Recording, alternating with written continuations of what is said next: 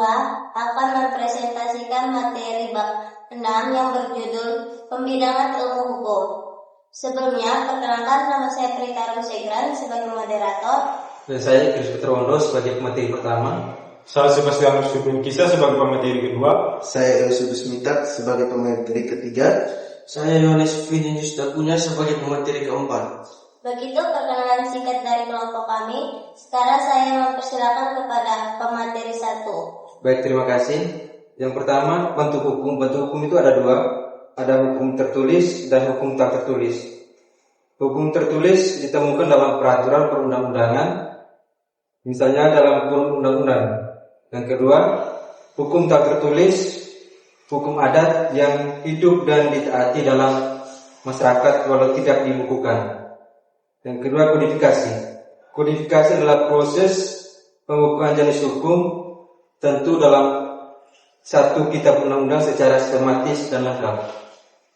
Jadi baik, di sini saya akan menjelaskan pembagian hukum.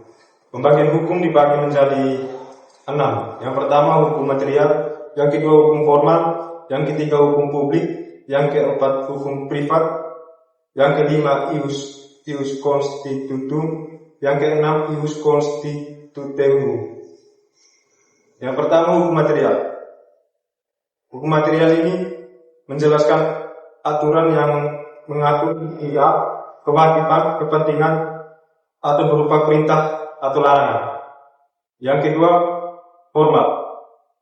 Formal juga menjelaskan aturan yang mengatur cara bagaimana hukum materi ini dilaksanakan dan dipertahankan di pengadilan. Yang ketiga, hukum publik. Hukum publik menjelaskan mengatur hubungan yang melibatkan negara seperti hukum pidana atau tata negara. Yang keempat, hukum privat. Hukum privat mengatur hubungan antara orang per orang yang berfokus pada kepentingan individu seperti hukum sipil atau perdata. Yang kelima, ius constitutum.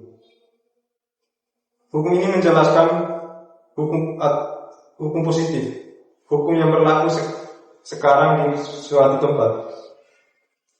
Yang keenam, ius constituendum.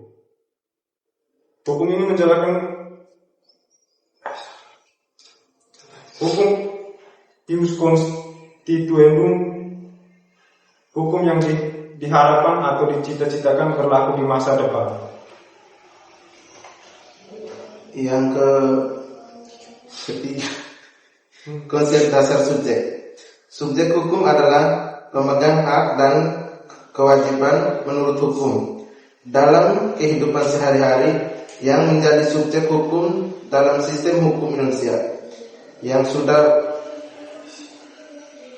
barang tentu berdasar dari sistem hukum Belanda ialah individu dan badan hukum. Yang keempat, objek hukum.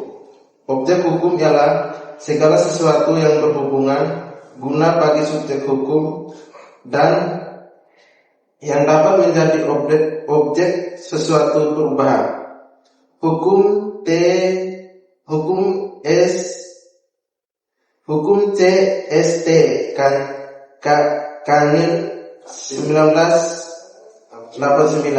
Dengan kata lain, objek hukum adalah segala sesuatu yang bermanfaat bagi subjek hukum serta yang dapat menjadi objek dalam suatu perubahan hukum. Biasanya objek hukum itu disebut beda. Yang berikut hak mutlak dan hak nisbi. Yang pertama, hak mutlak. Pengertian hak mutlak itu hak yang memiliki kekuatan atau kekuasaan tanpa batas, tidak dapat diganggu-gugat dan dapat diberlakukan terhadap siapa saja. Contoh hak mutlak itu seperti hak asasi manusia, hak keperdataan, atau hak atas nama. Yang berikut hak nisbi. Hak nisbi merupakan hak yang berlaku terhadap orang tertentu, bukan terhadap setiap orang, dan sering disebut sebagai hak tagihan atau hak perseorangan. Contoh hak nisbi itu hak piutang yang hanya bisa dituntut kepada debitur tertentu, berbeda dengan hak kebendaan atau hak mutlak yang dapat dipertahankan terhadap siapapun yang mengganggu hak tersebut. Jadi kesimpulan dari materi ini adalah pembagian ilmu hukum adalah cara sederhana untuk mengumpulkan berbagai jenis hukum seperti hukum publik yang mengatur negara dan rakyat, dalam kurung misalnya hukum pidana, serta hukum privat yang mengatur hubungan antar individu, misalnya hukum perjanjian. Tujuannya agar hukum lebih mudah dipahami dan diterapkan dalam kehidupan kita. Sekian presentasi dari kami. Selamat sore.